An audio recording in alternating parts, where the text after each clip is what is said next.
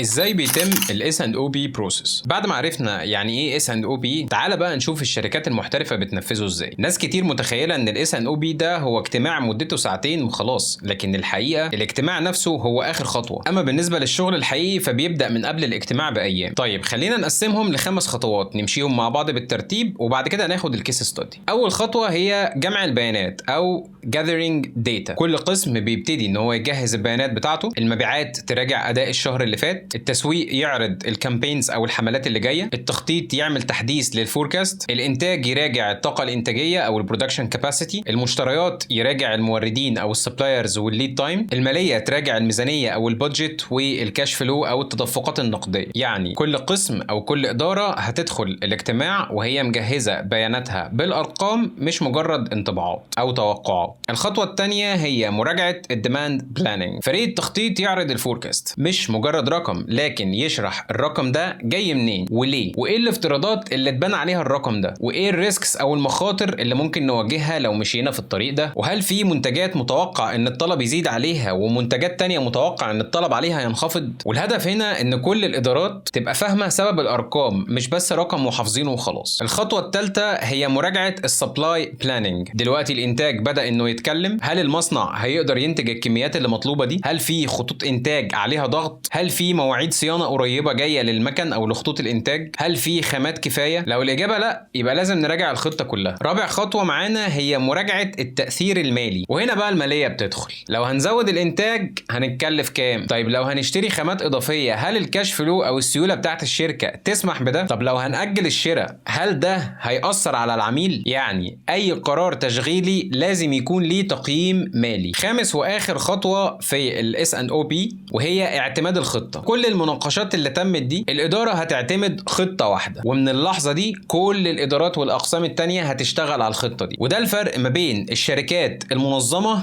والشركات اللي كل قسم او اداره فيها بتشتغل بنظام لوحده. طيب خلينا نعيش كده جوه اجتماع اس اند او بي. تخيل اننا شركه بتنتج ايس كريم، والشهر اللي جاي احنا داخلين على بدايه الصيف. فريق التخطيط بدا الاجتماع وقال بناء على الهيستوريكال داتا او بيانات البيع للسنين السابقه، ومع الحمله الاعلانيه او الماركتنج كامبين اللي هتتعمل، متوقعين ان الطلب هيزيد بنسبه 35% على الاقل. والمبيعات قالت احنا كمان عندنا تعاقدات جديده مع سلاسل سوبر ماركت وممكن الطلب يزيد اكتر. والانتاج رد ان احنا نقدر فعلا نزود الانتاج ونعلي من الطاقه الانتاجيه ونحقق لكم الارقام دي، لكن هنحتاج اننا نشتغل ورديه اضافيه. والمشتريات ردت هنا في مشكله، اهم خامه عندنا ليها ليد تايم 60 يوم، ولو هنزود الانتاج لازم نصدر اوامر الشراء او البيرشيس اوردرز من دلوقتي. فالماليه ردت ان زياده الشراء هتاثر على السيوله، لكن لو المبيعات فعلا هتزيد بالنسبه دي فالقرار منطقي جدا. في النهايه اتفقوا على زياده الانتاج تدريجيا، اصدار اوامر الشراء او البي اوهات بدري، متابعه المبيعات اسبوعيا، مراجعه الخطه بعد اول اسبوعين من الموسم. طيب ايه اللي حصل هنا؟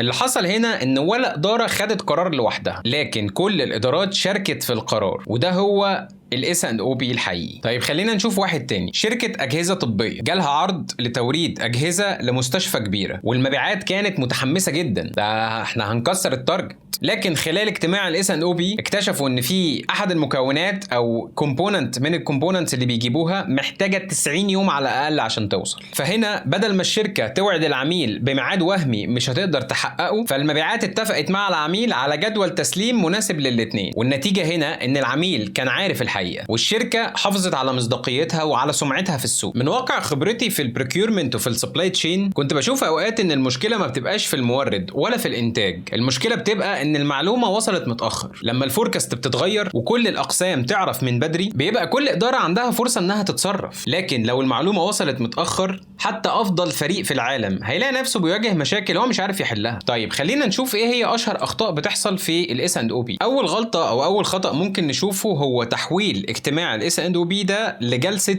لوم او بوينتنج فينجرز، اللي هي لا دي مش بتاعتي، دي غلطتكم. لان في الاخر الهدف من الاجتماع مش مين غلط، الهدف من الاجتماع اننا نحل. تاني غلطه موجوده وهي ان كل اللي في الاجتماع يبص للكي بي ايز بتاعه القسم بتاعه او الاداره بتاعته لوحدها وينسى مصلحه الشركه. تالت تالت غلطة استخدام بيانات قديمة او فوركاست مش محدثة. رابع غلطة ان الاجتماع يخلص بدون قرارات واضحة ومتابعة تنفيذ. طيب السؤال دلوقتي، الاس اند او بي ده مسؤولية مين؟ هل هو مسؤولية التخطيط؟ الحقيقة انه لا، الاس اند او بي ده مسؤولية الشركة كلها. قسم التخطيط هو اللي بيدير الاجتماع او العملية، لكن نجاح الاس ان او بي بيعتمد على كل الادارات. وانا عايزك هنا تاخد بالك من حاجة مهمة قوي. لو خرجت من اجتماع الاس ان او بي وكل ادارة او كل قسم شغال بارقام مختلفة، يبقى الاجتماع ده فشل. لكن لو كل الادارات خرجت بخطة واضحة، حتى لو اضطروا ان هم يقدموا تنازلات، يبقى اجتماع الاس ان او بي ده نجح. طيب لو انت مقدم على شغلانة ديماند بلاننج او بلانر واتسالت في الانترفيو why is S&OP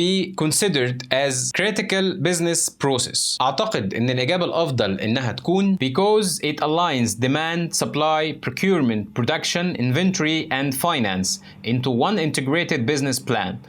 This improves customer service, reduces costs, enables better decision making across the organization. وبكده وصلنا لنهاية أول موديول من البلاننج ماستر كلاس، وهو الديماند بلاننج. بقينا عارفين يعني إيه ديماند بلاننج، إزاي نبني فوركاست، وإزاي نقيس دقته، وإزاي نفهم سلوك الطلب، وليه بنستخدم سيفتي ستوك، وليه الاس اند او بي ده هو مرحلة مهمة جدا وحلقة الوصل ما بين كل الإدارات. ولو ما اتفرجتش على السلسلة من أولها فهسيب لك لينكات الفيديوهات دي في الآي اللي فوق هنا او هنا. ومن الحلقه اللي جايه ان شاء الله هنبدا في مرحله جديده، وهي البرودكشن بلاننج، وهنتكلم عن سؤال كل مصنع بيساله كل يوم. بعد ما عرفنا العميل محتاج ايه، ازاي هنحول الطلب ده لخطه انتاج حقيقيه. شكرا لحضراتكم وشكرا على وقتكم. ولو عجبتك الحلقه دي اشترك في القناه عشان يوصلك باقي حلقات بلاننج ماستر كلاس، واستنوا الحلقه اللي جايه اللي هنتكلم فيها عن البرودكشن بلاننج. والسلام عليكم ورحمه الله وبركاته.